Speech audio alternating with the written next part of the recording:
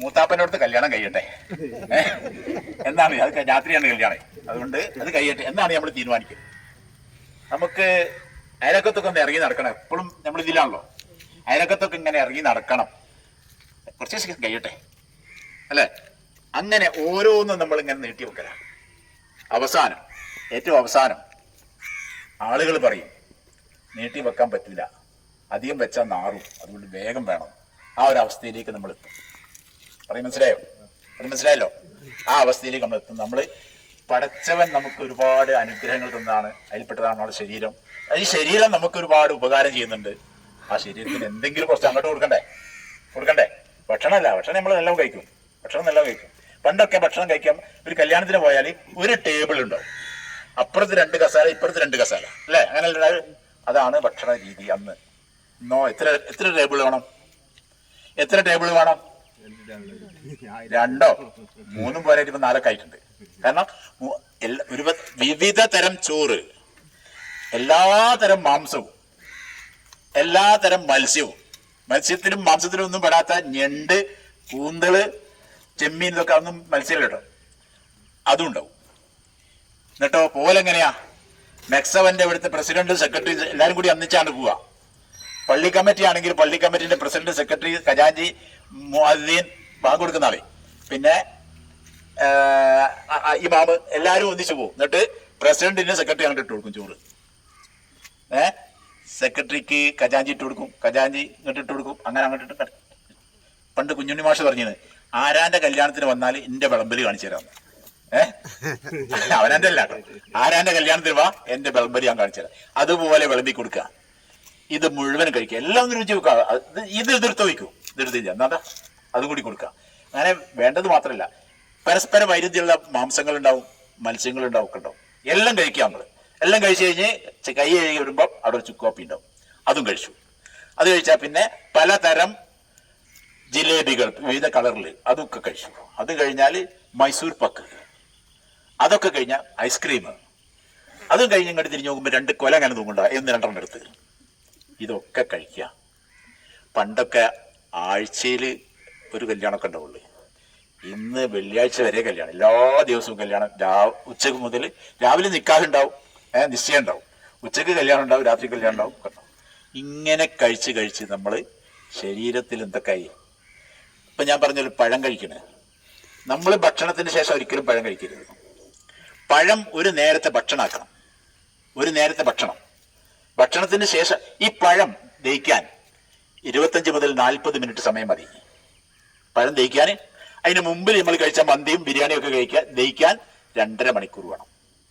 അപ്പൊ അടിയിൽ ദഹിക്കാതെ കിടക്കുന്ന മന്തിയും ബിരിയാണിയും ഒക്കെ ഉണ്ട്. മുകളിൽ 40 മിനിറ്റ് കൊണ്ട്, ഏറിയാൽ 40 മിനിറ്റ്, 25 മുതൽ 40 ദഹിച്ച് കിടക്കുക. ദഹിച്ചത് അളിഞ്ഞ് നാശമായിട്ട് ഫാറ്റി ലിവർ എന്ന് പറയുന്ന രോഗം ഉണ്ടാകുക. മനസ്സിലായോ? അപ്പം പഴം ഒരു നേരത്തെ ഭക്ഷണം. രാത്രി ഭക്ഷണം നിങ്ങൾ പഴമാക്കിക്കോളൂ. രാവിലെ ഉച്ചയ്ക്ക് നന്നായി ഭക്ഷണം കഴിക്കണം. രാത്രി സിമ്പിൾ മതി. രാത്രി സിമ്പിൾ ഭക്ഷണം മതി. നമുക്കൊന്നും സംഭവിക്കൂല. പണ്ടാര് പറഞ്ഞിതാക്കിയാണ് രാത്രി ചോറുന്നില്ലെങ്കിൽ അരറാത്തിൽ ഇറച്ചി കുറയും. പണ്ടാര് പറഞ്ഞിതാക്കിയാണ്, കേട്ടിന് ഞാൻ. ഇല്ല, അങ്ങനെ പറഞ്ഞു കേട്ടാ? ഒന്നും സംഭവിക്കില്ല. രാത്രി എല്ലാം ഭക്ഷണം കഴിക്കണ്ട്. നിങ്ങൾ ആ പറന്നു പോണ പക്ഷികളെ നോക്കി രാത്രി ഭക്ഷണം കഴിക്കും അവരൊക്കെ? ഇല്ല. ഇംഗ്ലീഷുകാർ കഴിക്കൂല, അമേരിക്കക്കാരൊന്നും കഴിക്കൂല.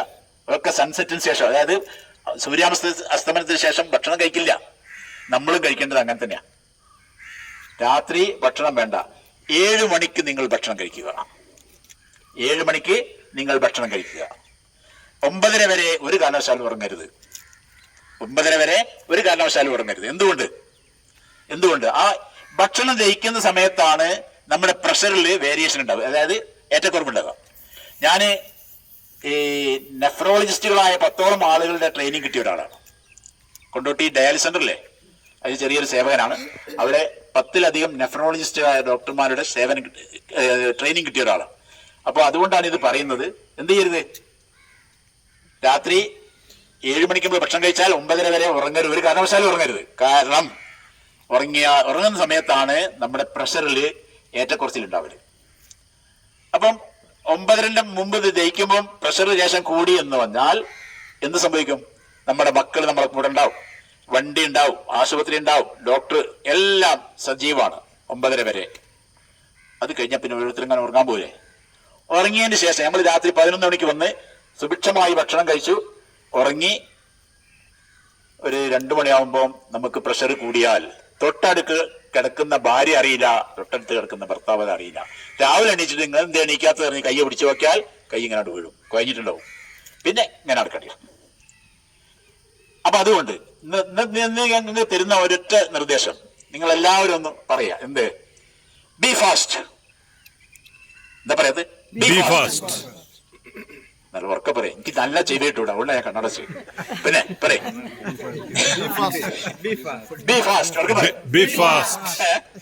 അപ്പോ ബി ഫാസ്റ്റിന്റെ അർത്ഥം എന്താ അറിയോ? ഇത് നമ്മൾ പഠിച്ചിരിക്കേണ്ടതും ഇനി മുതൽ ആരാണിത് പഠിച്ചത്? ഞാൻ പഠിച്ചാൽ എനിക്കല്ലോ ഉപകാരം ഉണ്ടാവില്ല, മറ്റുള്ളവർക്ക് ഉപകാരം ഉണ്ടാവും. അപ്പൊ അതുകൊണ്ട് പഠിക്കുക. എന്താണ് ബി? എന്താണ് ബി? ബാലൻസ് ആണ്. ഒരാൾക്ക് പ്രഷർ കയറുന്നുണ്ട് എന്ന് നമുക്ക് തോന്നിയാൽ അയാളോട് ഒന്ന് നിൽക്കാൻ പറയാം. അയാളെ ബാലൻസ് ഒന്ന് നോക്കുക, അയാൾക്ക് നിൽക്കാൻ പറ്റുന്നുണ്ടോ നോക്കുക. നിൽക്കാൻ പറ്റുന്നില്ലെങ്കിൽ പ്രഷർ കയറുന്നതിന്റെ ഒരു ലക്ഷണമായി. ഒരു ലക്ഷണം എന്ത്?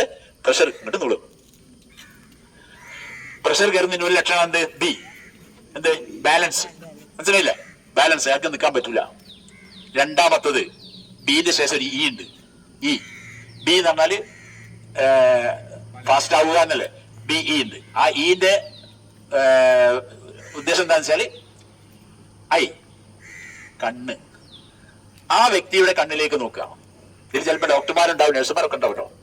ഞാൻ പറഞ്ഞ തെറ്റണ്ടേ പറഞ്ഞു തന്നെ. കണ്ണിലേക്ക് നോക്കുക. കണ്ണ് ഒന്ന് ചെറുതും ഒന്ന് വലുതായിട്ട് കാണുന്നുണ്ടെങ്കിൽ അതൊരു ലക്ഷണമാണ്.